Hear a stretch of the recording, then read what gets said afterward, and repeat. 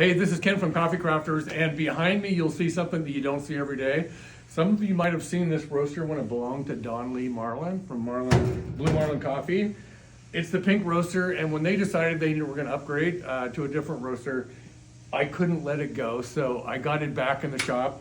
This is definitely one of a kind. We built a custom stainless steel mask for it. 100% of it is new except for the skin.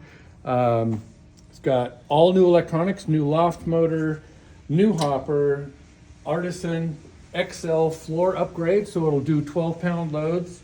I pulled all the fittings out of the bean cooler and the chaff collector, put in new fittings and cleaned it up. And inside of there is the only thing you'll see that's really dirty. It does have one little scratch on the front, but this is going to be a good deal for somebody. It's going to be $7,000, including shipping, with a full warranty, just like a new roaster. So if you want a really cool deal on a roaster and you have a nice pink theme that you want to do in your coffee shop, this is the roaster for you. So you better jump on this today because it's going to be gone fast.